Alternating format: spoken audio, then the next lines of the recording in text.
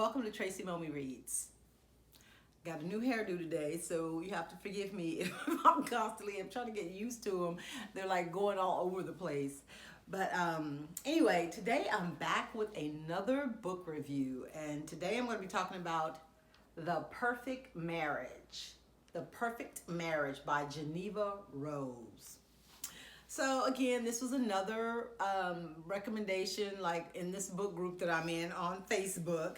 And when I saw it, the thing that drew me in, because sometimes it's just words or just a little part of the blurb that, makes you go, I want to know more. And on the cover it says, his mistress is dead, his wife is his only hope. Yeah, so The Perfect Marriage. Let me get my notes.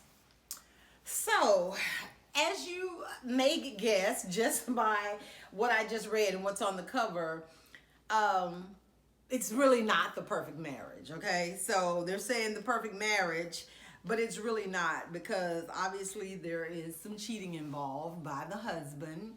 And in this story, okay, so the husband's name is Adam, and Adam Morgan, and his wife's name is Sarah. So Sarah is a successful attorney, high-powered, defense attorney, and she works a lot. And when the book opens, it's their anniversary, and she has to work. And Adam is a little upset. He tries to play it off with some little sarcastic remarks, trying to hide his real feelings. But he's a writer. I think he's had like one book that maybe did something, but he's not a successful writer. So he goes off to this lake house, or this house that they have kind of in the country, to write. And she's saying that maybe she'll join him or whatever.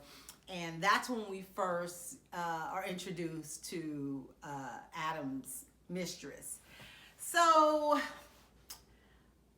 long story short, after we get some more background into their marriage and what's going on and how he met this woman and this and that, Adam wakes up and he decides he's going to go back home, because he told his wife Sarah that he'd be back home when she got there. And he's realizing, oh my God, it's so late, I gotta go. Well, he leaves the mistress at the house, at the lake house, and he heads back home. The mistress is asleep, right? So the next day, he goes about his business, and the police arrive to arrest him, or at least to bring him into custody, because the mistress was found dead. Yes, at the lake house. So apparently when he left, she was dead, or somebody killed her after he left. But at any rate, they feel like, oh, we know what's going on. You were the last person to see her alive. And then that's kind of where the book just, it starts there and it doesn't slow down. That's the thing that I really enjoyed about this book. And I know I always say this. I say two things in every review, it seems. Number one, I talk about whether I feel like it could be made into a movie. Totally movie worthy, because the pacing is just so quick, and it keeps you on the edge of your seat, like, what's next? And a few times I'm like, oh, she did it. Oh, he did it. And they even give you all these red herrings, sending you down these paths where you're kind of like, oh, well, that was obvious. That was too easy. but then it turns out, well, that's what the author wanted you to think, because that's not what happened.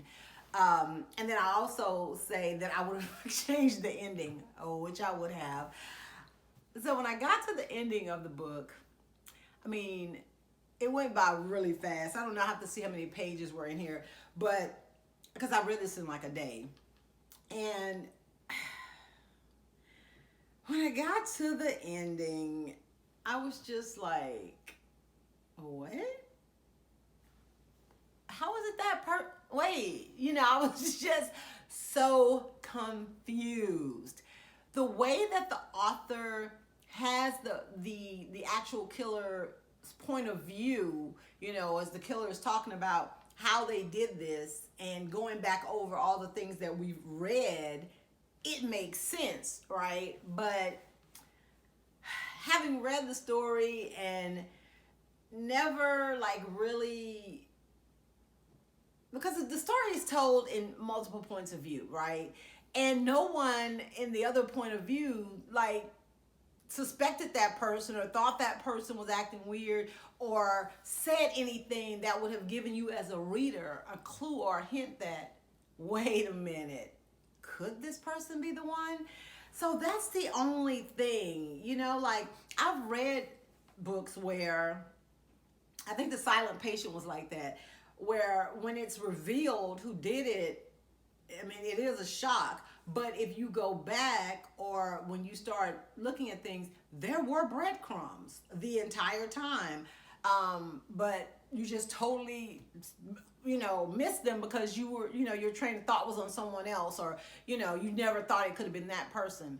In this book, I didn't see any breadcrumbs, or I couldn't recall anything, or going back like over chapters. I'm like, so I don't know. I don't know how I feel about the ending. It was a hell of a twist, But I don't know how I feel about the ending, because, I mean, was it plausible that that person could have been, the actual killer?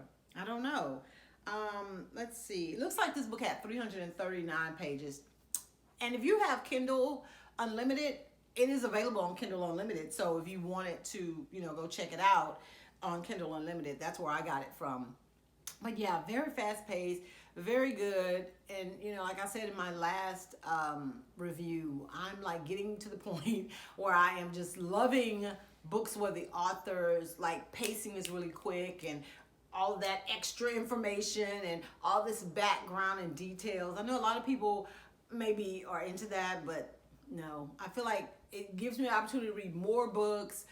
I get through the story quicker, and but it has to be, like I said before, it has to be done just so, because you don't want to cheat the reader. You don't want to cheat your audience, and in an effort to hurry the book along, you leave out pertinent information, or you make it just seem so implausible, or you don't connect the dots for people. I feel like the author did that up until the end for me. I don't know how I'm feeling about that. So I actually heard that this book is actually in production to be a TV movie. So maybe like watching it on screen, there will be things, and maybe from the mannerisms of the actors, or subtle details that the director has infused in the story or in the movie, as a viewer, it will seem more plausible when things are revealed in the end. But as a reader, and again, it could be just because I'm a writer also, and I'm looking at it from that standpoint. But other than like the ending, like I said, it was a surprise, but really, like, is it plausible? But other than that, I thought the writing was really good. Pacing was perfect. Told a good story. Everything made sense from the standpoint of, the wife's point of view and the husband's point of view with regards to their marriage, and what they both felt was like, the reason why it kind of crumbled the way that it did.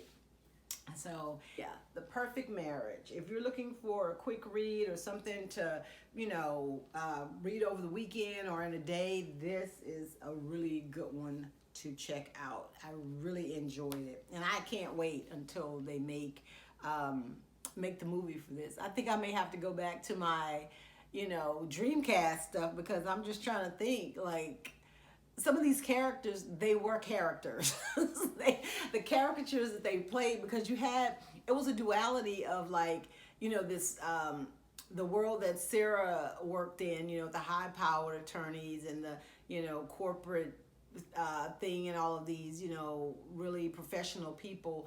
And then where the murder took place, where their other house was, it was kind of like in a country town. So the sheriffs and the deputies that worked the case from that end, it was like a collision of worlds.